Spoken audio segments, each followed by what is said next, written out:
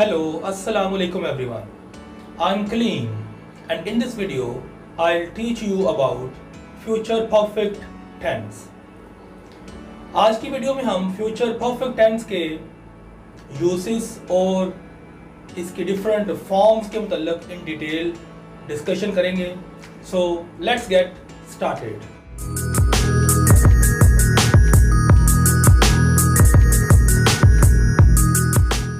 सबसे पहले हम इसके यूसेस को डिस्कस कर लेते हैं. इसका मेजर यूज जो है वो एक ही है, मगर उसको आगे हम डिफरेंट एग्जांपल्स के थ्रू समझते हैं और फिर उनमें से एक पॉइंट हम डिडक्ट करेंगे कि किस तरह से इसके यूसेस की एक वाज़ेह पहचान है. तो इसका फर्स्ट यूज देखें ज़रा. We can use future perfect tense to talk about actions that will be completed by a certain future time. यानी कि हम future perfect tense को एक ऐसे एक्शन के लिए इस्तेमाल करते हैं जो कि फ्यूचर में एक certain वक्त तक किया जाना होता है. यानी कि फ्यूचर के अंदर एक मखसूस वक्त का जिक्र ज़रूर मिलेगा आपको, तो उस वक्त तक ये काम जो है वो चलता है और इसके होने का हमें इशारा मिलता है. इसकी एग्जांपल देखें. He'll have finished his work by dinner. यहाँ पर आप देखें, ये by dinner जो है ये वो मखसूस वक्त है, certain टाइम है जो कि फ्यूचर में डिस्कस किया गया. तो इसकी जरा ट्रांसलेशन देखें आप. वो डिनर तक अपना काम खत्म कर चुका होगा. तो ये इसकी उर्दू है. तो इसमें आपने नोट किया इसके आखिर पर चुका होगा या फिर चुकी होगी या फिर हम चुके होंगे वगैरह वगैरह के अल्फाज देखते हैं.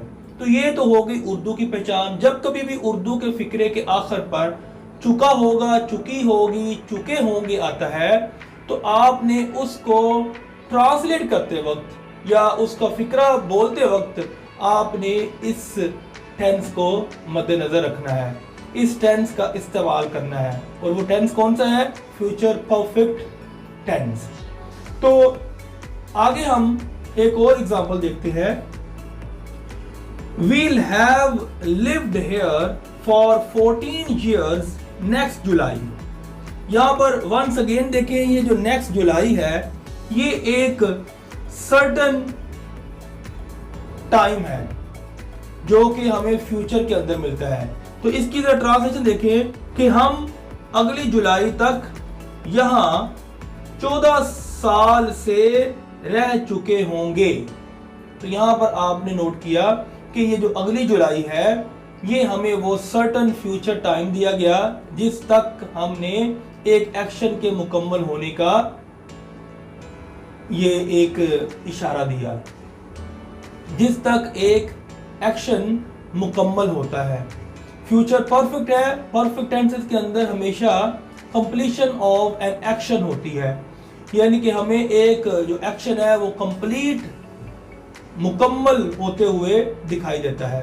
तो लिहाजा यहाँ पर ये जो फ्यूचर टाइम दिया गया है, सर्टन फ्यूचर टाइम, इस तक एक काम के मुकम्मल होने का इंदिया दिया गया. आगे बढ़ते हैं, एक और एग्जांपल देखते हैं. They won't. इस एग्जांपल को हम अब नेगेटिव जो इसकी फॉर्म है उसके लिए भी ले सकते हैं. They won't have finished chess until midnight. वो आधी रात तक भी चेस को खत्म नहीं कर चुके होंगे. यानी कि चेस की गेम एक ऐसी गेम होती है जो कि चलने पे आए तो रातों का टाइम जो है उसके आगे थोड़ा होता है, यानी कि कई कई दिन भी ये गेम चल सकती है. तो एनी हाउ यहाँ पर आपको बताया गया कि ये जो until midnight है ये हमें एक एक्सप्रेशन ऑफ टाइम मिलता है जिससे हमें एक सर्टेन फ्यूचर टाइम का जिक्र मिलता है। तो ये जो सर्टेन फ्यूचर टाइम है ये इस टेंस की एक तरह से पहचान बन के हमारे सामने आ रहा है। अब तक की तीनों एग्जाम्पल में हमने ये एक्सप्रेशन ऑफ टाइम जो है इसको देखा है, नोट किया है। आगे बढ़ते हैं तो एक और एग्जाम्पल देखते हैं। Will you have read this book by the time it's due back to the library। तो यहां पर अब आप देखें कि ये एक लॉन्ग सेंटेंस है और ये सवालिया एक फिक्रा है। तो इसमें हमें जो एक एक्सप्रेशन ऑफ टाइम मिलता है वो इस फ्रेज में मिलता है, by the time it's due back to the library. ये हमें इसमें एक सर्टेन फ्यूचर टाइम मिलता है। तो इसकी ट्रांसलेशन देखें, क्या आप इस बुक को पढ़ चुके होंगे इसकी जो वापसी का एक मुकर्ररा वक्त है उस वक्त तक। तो लिहाजा यहां पर भी हमें एक फ्यूचर में जो एक सर्टेन टाइम है उसका जिक्र मिलता है, वो ये है कि जब आप पढ़ चुके होंगे तो उस वक्त आपने उसको वापस करना है। आगे से इसका जवाब इस तरह से आ सकता है, यस, जी हाँ, मैंने पढ़ ली होगी। I'll have finished it by then। मैं इसको उस वक्त तक पढ़ चुका हूंगा। तो यहां पर एक और हमें एक्सप्रेशन ऑफ टाइम मिलता है, by then, कि इसके साथ आ गया उस वक्त तक मैं इसको पढ़ चुका हूंगा। तो यहां से अब आप एक नोट देखें कि हम इस टेंस के अंदर इसके जो हमने अभी यूसेस देखे डिफरेंट एग्जांपल्स की शक्ल में, उससे एक चीज हमें कॉमन नजर आई, वो थी the use of expression of time, कि हमें एक्सप्रेशन ऑफ टाइम जो है इसके अंदर आम तौर पर मिलता है। तो यही वो नोट जाहिर करेगा कि expressions of time such as by lunch time, until midnight, before then, by the time, etc। यानी कि हमें अभी एग्जांपल्स के अंदर डिस्कस किए, ये भी एक्सप्रेशन ऑफ टाइम है, by then, by the time it's due back to the library, until midnight, by dinner। तो ये सारे एक्सप्रेशंस ऑफ टाइम है, ये हमें आम तौर पर इस टेंस के इस्तेमाल में मिलते हैं। अब हम इसकी डिफरेंट फॉर्म्स जो है वो डिस्कस कर लेते हैं। डिफरेंट फॉर्म्स में आपको बता चुका हूं कि ये बेसिकली 3 होती हैं, पॉजिटिव फॉर्म, नेगेटिव फॉर्म और फिर इंट्रोगेटिव फॉर्म।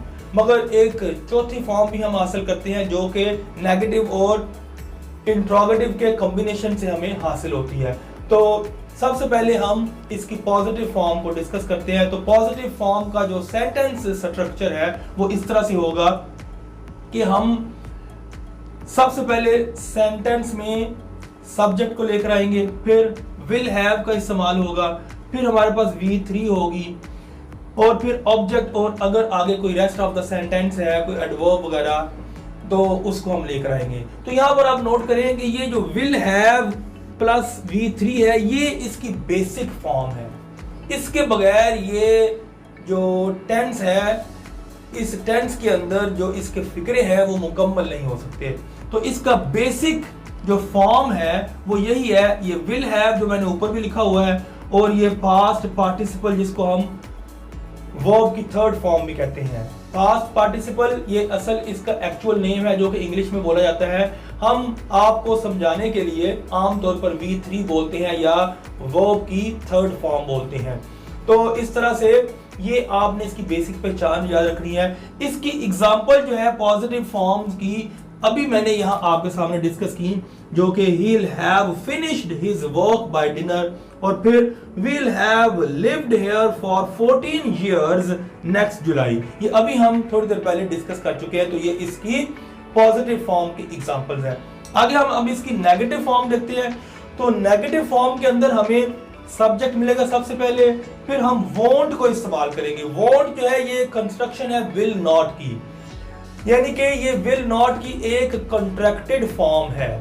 तो वोंट हम आम तौर पर इस्तेमाल करते हैं इस टेंस के अंदर फिर आगे हैव आ जाएगा, फिर पास्ट पार्टिसिपल यानी कि वर्ब की थर्ड फॉर्म, और फिर ऑब्जेक्ट, और फिर उसके बाद अगर कोई एडवर्ब वगैरह है तो हम उसको लेकर आ सकते हैं, जो कि रेस्ट ऑफ द सेंटेंस के अंदर शामिल होती हैं चीजें। उनमें से कोई भी जो चीज है आप वहां पर ऐड कर सकते हैं। तो इसकी एग्जांपल अब हम देखते हैं। तो इसकी एग्जांपल ये साथ ही हमें यहाँ पर अभी थोड़ी देर पहले हमने डिस्कस की, तो ये यहाँ मिलती है, they won't have finished chess until midnight. तो ये इसकी एग्जांपल है, जहां पर ये दे जो है सब्जेक्ट है, ये वोंट उस कंस्ट्रक्शन के मुताबिक आ गया, फिर आगे हैव भी आ गया, फिर हमें V3 मिलती है यहाँ पर, और फिर ये चेस आगे ऑब्जेक्ट मिल गया, और फिर आगे अंटिल मिडनाइट ये एक यहाँ पर एडवर्ब आ गया। तो इस तरह से ये इसकी कंस्ट्रक्शन मुकम्मल होती है। आगे अब हम इसकी इंट्रोगेटिव फॉर्म को डिस्कस करते हैं। तो इंट्रोगेटिव फॉर्म के अंदर हम सबसे पहले विल को लेकर आएंगे, फिर उसके बाद सब्जेक्ट लेकर आएंगे, फिर हैव लेकर आएंगे, फिर पास्ट पार्टिसिपल यानी कि वर्ब की थर्ड फॉर्म, और फिर ऑब्जेक्ट, और फिर आगे कोई एडवर्ब वगैरह या रेस्ट ऑफ द सेंटेंस, और लास्ट पर क्वेश्चन मार्क, जो कि इस इंट्रोगेटिव सेंटेंस की पहचान है, उसको हमने जरूर डालना होता है।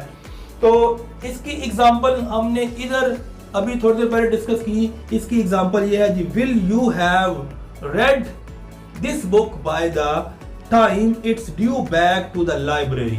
ये इसकी एग्जांपल है, जहां पर हमने एक सवालिया फिक्र की एग्जांपल जो है थोड़ी देर पहले डिस्कस की, जब हम इसके यूसेस को डिस्कस कर रहे थे। आगे अब हम इसका WH वर्ड के साथ एक सेंटेंस स्ट्रक्चर डिस्कस कर लेते हैं।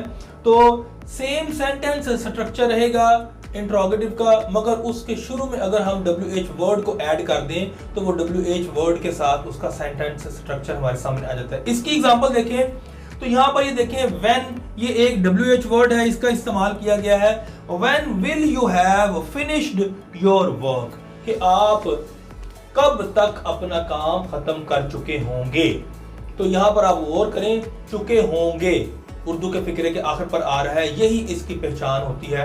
यानी कि चुका होगा, चुकी होगी, चुके होंगे वगैरह वगैरह, इसके जो उर्दू फिक्रात हैं उनके आखिर पर हमें ये अल्फाज मिलते हैं। आगे अब हम इंट्रोगेटिव और नेगेटिव का कॉम्बिनेशन करके जो एक फॉर्म हासिल करते हैं उसको डिस्कस कर लेते हैं। तो उसमें हम शुरू में वॉन्ट को इस्तेमाल करेंगे, फिर हमारे पास सब्जेक्ट आएगा, फिर हैव का इस्तेमाल होगा, फिर वर्ब की थर्ड फॉर्म जिसको हम पास्ट पार्टिसिपल भी बोलते हैं, और फिर हमें ऑब्जेक्ट मिलेगा, और उसके बाद अगर कुछ एडवर्ब वगैरह या रेस्ट ऑफ द सेंटेंस आपको कोई चीज मिलती है तो उसको आप यहाँ पर ऐड कर सकते हैं, और फिर लास्ट पर आपने क्वेश्चन मार्क, जो कि इसका पंक्चुएशन मार्क है, वो याद से इस्तेमाल करना है, क्योंकि क्वेश्चन मार्क के साथ ही सवालिया फिक्रे की पहचान वाज़ेह होती है। और इसकी एग्जांपल देखें, won't they have arrived at airport, क्या वो एयरपोर्ट पर नहीं पहुंचे होंगे।